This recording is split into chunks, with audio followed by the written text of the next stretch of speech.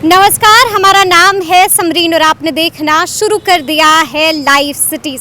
देखिए, लोकसभा चुनाव के पहले चरण के लिए नामांकन की प्रक्रिया बुधवार से ही शुरू हो गई है, लेकिन आपको मालूम है कि महागठबंधन में अब तक सीटों का बंटवारा नहीं हुआ है, यानी कि सस्पेंस सीटों के बंटवारे को लेकर भी बना हुआ है। और देखिए, suspense VIP supremo Mukesh Sahani को भी लेकर बना हुआ है। सब यही जानना चाहते हैं कि आखिर मुकेश सहनी किसके हक में फैसला करेंगे, यानी कि सभी को अब इंतजार है मुकेश सहनी के फैसले का। तो आज हम इसी मुद्दे पर खरी खरी बातचीत करेंगे सीनियर जर्नलिस्ट रवि उपाध्याय जी से।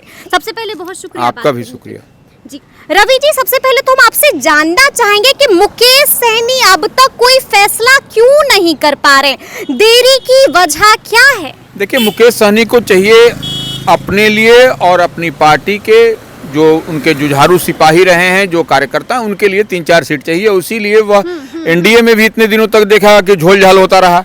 अब जो है सो महागठबंधन के साथ में भी उनकी बातचीत चल रही है। अब देखिए, लगता है कि कुछ न कुछ यहाँ पर कोई शेप लेता हुआ दिखाई पड़ेगा, क्योंकि देखिए मुकेश सहनी भी सीजन्ड पॉलिटिशियन है, वह भी बार्गेन करना जानते हैं, अंतिम क्षण तक वो बार्गेन करते हैं। तो ऐसे में वो बार्गेनिंग कैपेसिटी है उनमें, इसमें भी कोई दो मत नहीं है। और बार्गेनिंग कैपेसिटी इसलिए है समरीन, क्योंकि उनके पास वोट है, उनके पास आधार है। सब लोकसभा क्षेत्र में, हर विधानसभा क्षेत्र में उनके पास कमोबेश अच्छी खासी पकड़ है उनकी। तो इसीलिए वह उस लिहाज से वह बार्गेन करते हुए नजर आ रहे हैं। अब जिस तरह से चिराग पासवान की आपने देखा, उसी तरह से ये भी बार्गेन करते हैं। और ये पिछड़ा की जो बात होती है, तो वो उनके पास में वोट है, निषाद का, मल्लाह का, उस समाज के ये बड़े नेता हैं। तो इसलिए हर कोई, एनडीए भी इनको अपने फोल्ड में रखना चाह रहा है था, महागठबंधन भी इनको अपने फोल्ड में रखना चाह रहा है। क्यों नहीं? अब इसलिए चाह रहा है क्योंकि वोट है, वोट का समीकरण से ही जीत और हार होगा। और इस बार दो ही ध्रुव है, आपको एनडीए और इंडिया, इसमें तो कहीं कोई दो मत नहीं। इस बार जो लड़ाई है वो 1 अगेंस्ट 1 की लड़ाई। बिल्कुल, इसीलिए आप देखिए कि कहीं ना कहीं ऐसे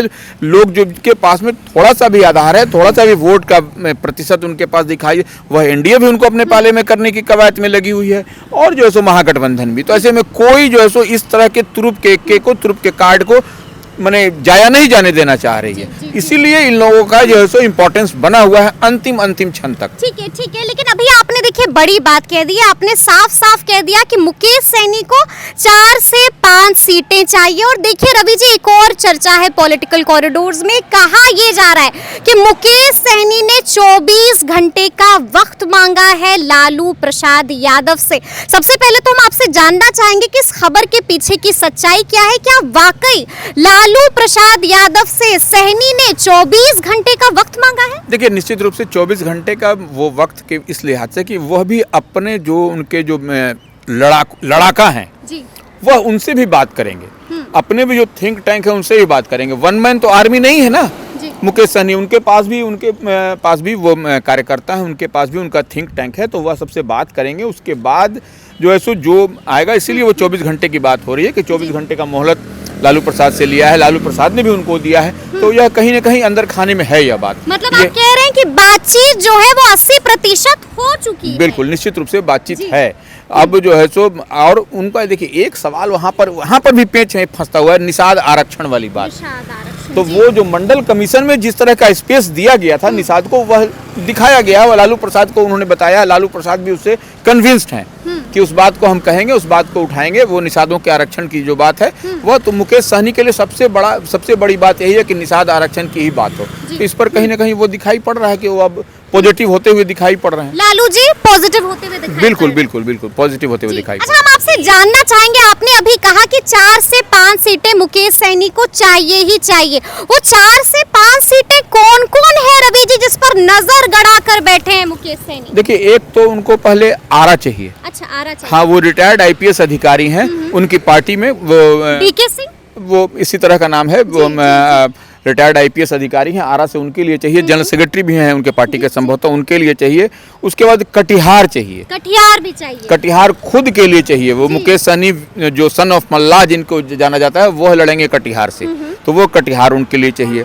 अब देखिए कटिहार में तारिक अनवर भी कांग्रेस के हैं, बिल्कुल बिल्कुल। वो कद्दावर नेता है, बल्कि तारिक अनवर ने आज नाराजगी भी जताई है जी। कि वो इस तरह से जो हो रहा है वो ठीक नहीं है इंडिया अलायंस के लिए, महागठबंधन के लिए बिहार में के कॉन्टेक्स्ट में उन्होंने कहा है। तो यह बात है, अब कटिहार भी चाहिए मुकेश सहनी को, उसके बाद से अब चाहिए मुजफ्फरपुर चाहिए, मुजफ्फरपुर चाहिए ही चाहिए। हाँ, जी, जी, उसके बाद से खगड़िया चाहिए, खगड़िया चाहिए। हाँ ये महबूब अली कैसर वाले। हाँ महबूब अली कैसर, जी, संभवतः जी, महबूब अली कैसर को ही माने वो हो सकता है कि वहाँ अपने यहाँ से खगड़िया से दे सकते हैं।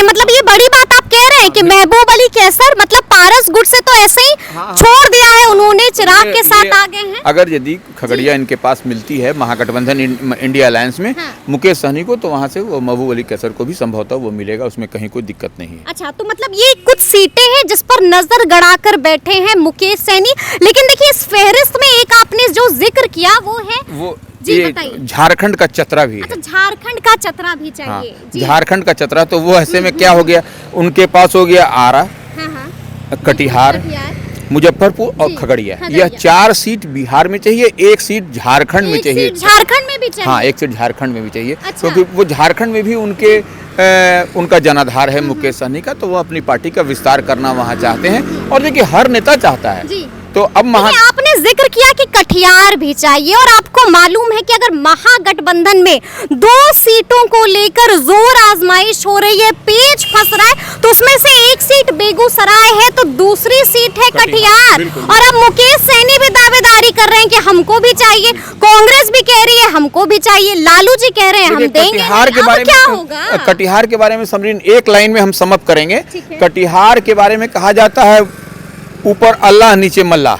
अच्छा, ये बात। ऊपर अल्लाह नीचे मल्लाह। हाँ, तो ये पंच लाइन है, इस बात को समझने की जरूरत है, और इसीलिए मुकेश सहनी का फोकस है कटिहार पर। बिल्कुल जी। वहाँ पर अल्लाह जी, के जी। बंदे हैं वहाँ, ठीक है। तो अल्लाह के बंदे उनके ऊपर चढ़ेंगे। अच्छा। और जिस तरह से मल्लाह के सन ऑफ मल्लाह हैं, जी, जी, तो जी। सन ऑफ मल्लाह है तो मल्लाह का वोट उनको जाता लेकिन है। आपको लग नहीं रहा है कि यहाँ पर तो और पेच फंस जाएगा? ऐसे ही हम लोग चर्चा कर रहे हैं कि महागठबंधन में पेच फंस गया है, सीटों का बंटवारा नहीं हुआ है, जोर आजमाइश चल रही है, और अभी आप कह रहे हैं कि मुकेश सहनी भी अब अड़ गए हैं। बिल्कुल, देखिए मुकेश सहनी अड़ गए हैं। मुकेश सहनी को कहीं ना कहीं पॉजिटिव बात होती हुई दिखाई पड़ी है वहाँ पर एनडीए फोल्ड में, सॉरी महागठबंधन के फोल्ड में। तो ऐसे में लग रहा है कि उनको मुकेश सहनी को वहाँ से कुछ न कुछ सीट मिलेगा वहाँ से। ऐसा नहीं है खाली हाथ तब नहीं जाने वाले हैं, खाली हाथ अब नहीं जाने वाले। एक बार 5 मांग रहे हैं तो 2 या 3 तो मिल ही जाएगा। नहीं, 2 देखिए चतरा में भी मिल जाएगा उनको, इधर भी मिल जाएगा, उसमें कहीं कोई दिक्कत नहीं है। हाँ, तो वो है वहाँ पर अब उनका सेटलमेंट ऑलमोस्ट करीब दिखाई पड़ रहा है हमको। मतलब रवि जी आप कह रहे हैं कि 80% बातचीत डन है लालू और सहनी के बीच। बिल्कुल, देखिए वो अब इसमें कहीं कोई अब समय भी नहीं रह गया, अब तो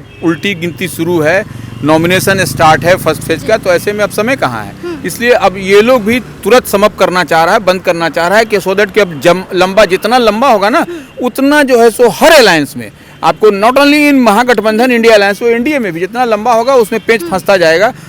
आज ये आपको कैंडिडेट आएंगे और फिर जो इधर उधर हुलुक बुलुक करने वाले कुछ लोग आएंगे, तो ऐसे में जल्दी से इनको बंद करना है, और डब्बा ढक्कन बंद होगा तभी जाकर के शांति भी होगी, और लोग फोकस कर पाएंगे चुनाव अपने अपने कंस्टिट्यूंसी में जाकर के। इसलिए अब हमको लगता है कि इन लोगों की बात भी अब फाइनल स्टेज में है।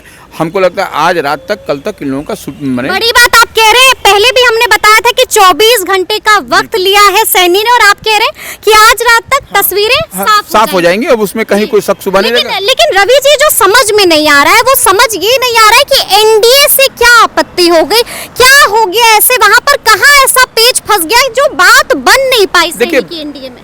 मुकेश कहा जा रहा था कि वहाँ पे भी 80% बातचीत। देखिए मुकेश सहनी 80% बातचीत एनडीए में उनकी फुल एंड फाइनल हो गई थी, जहां मेरी जानकारी है, लेकिन वह निषाद आरक्षण पर कमिटमेंट चाहते थे, जो वहां पर भारतीय जनता पार्टी की ओर से, एनडीए की ओर से वह कमिट नहीं किया गया, वह एश्योरेंस नहीं दिया गया मुकेश सहनी को, जिसके कारण ही वहां से बात बिगड़ी है। अच्छा। हाँ, तो वो जो देखिए उनका है कि हमको ऐसा तो नहीं है कि सीटों को लेकर भी अड़ गए थे मुकेश सहनी? नहीं, सीट देखिए उनके लिए फैक्टर नहीं है, उनके लिए फैक्टर है निषाद आरक्षण। अच्छा। वह एकदम चाहते हैं, एकदम ठोक करके चाहते हैं। समरीन इस बात को लिख लीजिए अगर आप लिखना चाहती हैं तो, कि मुकेश सहनी को निषाद आरक्षण चाहिए, सीट उनका सेकंड प्रायोरिटी है, पहला उनको निषाद आरक्षण चाहिए। निषाद आरक्षण की जो बात करेगा वही उसी के साथ होंगे, निषाद का वोट उसी के साथ जाएगा। लेकिन हम आपसे ये भी जानना चाहते हैं कि अगर महागठबंधन में भी अगर वो कह रहे हैं कि हम निषाद आरक्षण की बात करेंगे, तो यहाँ पर मुकेश सहनी कॉम्प्रोमाइज कर लेंगे? आपने बताया 5 सीटें चाहिए, 5 से कम मिलेगी तो कॉम्प्रोमाइज करेंगे? देखिए, हाँ, अगर निषाद आरक्षण की बात पर वो लोग लिखित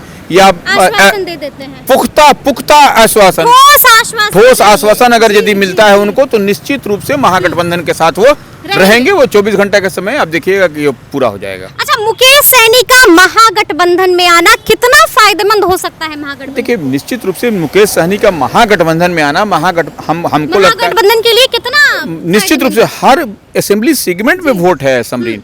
तो ऐसे में आप देखिएगा हर असेंबली सेगमेंट में 4-5 जो हर लोकसभा में 4-5 सीट असेंबली सेगमेंट की है, 6 सीट है। तो ऐसे में आप देखिएगा 40-30 हज़ार 25 हज़ार का वोट है उनके पास हर लोकसभा क्षेत्र में। तो वह अगर यदि 20,000-25 हज़ार का वोट, 10,000 का वोट कहीं अगर जुड़ता है, क्लब होता है, तो वह किसी भी कैंडिडेट के लिए बहुत फायदेमंद होगा वो। तो इसलिए इनका आना बहुत बड़ी बात होगी निश्चित रूप से महागठबंधन के लिए, और वो एक मजबूत जो है सो अब मैंने आपको गठबंधन दिखाई पड़ेगा। एनडीए के लिए खतरे की घंटी बज जाएगी निश्चित रूप से। देखिए, वो वोट जो अति पिछड़ा का वोट है वो निश्चित रूप से इधर चलेगा, निषाद मल्लाह समाज का वोट। तो यह उसी के लिए तो पूरी कवायद, छोटे छोटे कुनबे को क्यों जो है सो अलायंस बनाया जा रहा है, क्यों घटक दल बनाया जाए, इसीलिए बनाया जा रहा है कि वो वोट का समीकरण मेरे पास मैक्सिमम हो सके, हो सके। इसी के चलते हो रहा है। चलिए, तो अब देखना होगा कि आगे आगे मुकेश सहनी किसके हक में फैसला लेते हैं और किस तरफ जाते हैं, ये भी अब आने वाला वक्त ही बताएगा। यानी कि 24 घंटों का इंतजार और उसके बाद पिक्चर बिल्कुल क्लियर हो जाएगी। तो ये पूरी बातचीत आपको कैसी लगी है, कमेंट करके हमें जरूर बताइएगा। तो इस तरह के तमाम अपडेट्स के लिए ऐसे ही हमारे साथ बने रहिएगा और देखते रहिएगा लाइव सिटीज। बहुत शुक्रिया।